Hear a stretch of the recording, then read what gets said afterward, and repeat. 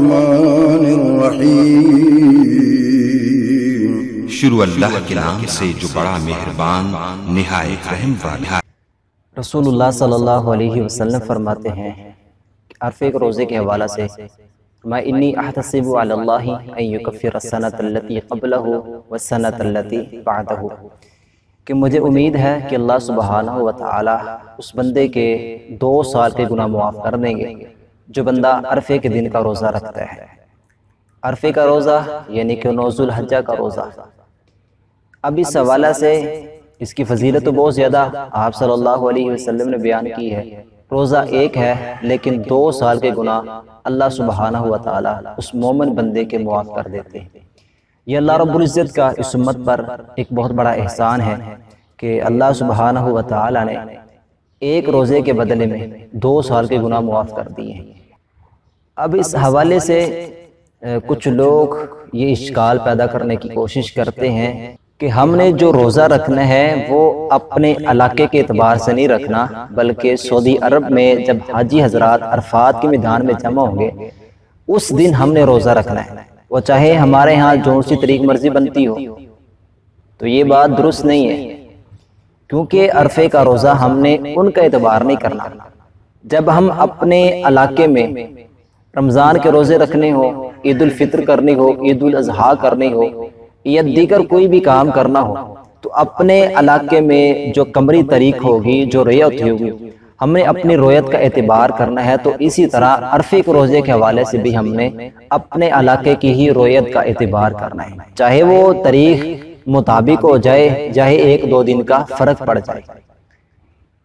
یہ اشکال پیدا کرنا کہ نہیں ہم نے انہی کے دن جب حاجی حضرات عرفات کے میدان میں جمع ہوں گے تو اس دن کا اعتبار کر کے ہم نے اپنے علاقے میں روزہ رکھنا ہے، تو یہ ان کا موقف، یہ ان کی بات درست نہیں ہے، کیونکہ رسول اللہ صلی اللہ علیہ وسلم تو فرماتے ہیں عرفے کا، تو حاجی حضرات عرفے میں 9 ذو الحجہ کو جاتے ہیں۔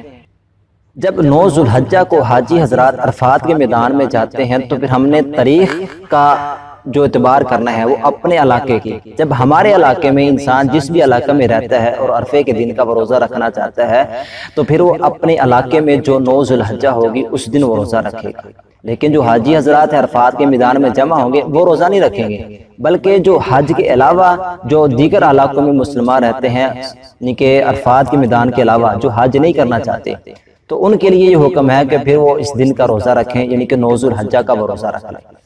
اب دیکھیے اگر تو ہم یہ دیکھیں کہ ہم نے اس دن کا اعتبار کرنا ہے جب حاجی حضرات عرفات کے میدان میں جا رہے ہیں۔ آج ہمیں معلوم ہو چکا ٹیکنالوجی کا دور ہے، جو یہ یعنی کہ زمانے نے ترقی کر لی ہے، تو ہم یعنی کہ ٹیلی فون کے ذریعے، انٹرنیٹ کے ذریعے، دیگر آلات کے ذریعے ہم دنیا کی کسی بھی چیز کو معلوم کر سکتے ہیں۔ جب یہ چیزیں موجود نہیں تھیں تو لوگوں کو کیسے معلوم ہوتا تھا کہ سعودی عرب میں چاند ذو الحجہ کا طلوع ہو چکا ہے؟ یعنی کہ جو دیگر ممالک میں رہتے تھے ان کو کیسے معلوم ہوتا تھا کہ جو سعودی عرب ہے وہاں پر چاند ذو الحجہ کا طلوع ہو چکا ہے؟ جب یہ چیزیں موجود نہیں تھی، سائنس موجود نہیں تھی، ٹیکنالوجی موجود نہیں تھی، جب موجود نہیں تھی تو لوگوں کو کیسے معلوم ہوتا تھا؟ لہذا لوگ پھر اپنے ہی علاقے کا اعتبار کر کے روزہ رکھتے تھے۔ جب اپنے علاقے کے اعتبار کو ملحوظ خاطر رکھتے ہوئے روزہ رکھا جاتا تھا تو پھر آج بھی وہی حکم ہے، حکم چینج نہیں ہوا۔ آج بھی وہی حکم ہوگا کہ ہم نے اپنے علاقے میں، جس علاقے میں ہم رہتے ہیں، ہم نے اس کا اعتبار کر کے پھر ہم نے روزہ رکھنا ہے۔ پھر کچھ حضرات یہ اشکال پیدا کرتے ہیں چلو ٹھیک ہے اگر ہم اپنے علاقے کا اعتبار کر کے روزہ رکھ لیتے ہیں تو پھر ایسا کرنا چاہیے کہ ہم جس دن حاجی حضرات عرفات کے میدان میں جاتے ہیں اس دن کا بھی روزہ رکھ لیں، اور 9 ذو الحجہ جب ہمارے علاقے میں جس دن بنتی ہوگی ہم اس دن کا بھی روزہ رکھ لیں۔ گویا کہ پھر وہ 2 روزے رکھنا چاہتے ہیں۔ روزہ رکھنے میں کوئی قباحت نہیں ہے، لیکن اس طرح رکھنا، اس نیت کے ساتھ رکھنا تو یہ ایک شک پیدا ہوتا ہے۔ تو شک والی عبادت اللہ کے یہاں قابل قبول نہیں ہوتی۔ شک ہے نا کہ پتہ نہیں وہ ہوگی یا یہ ہوگی، اپنے علاقے کا اعتبار ہوگا یا پھر سعودی عرب کا اعتبار ہوگا، یہ ایک شک ہے۔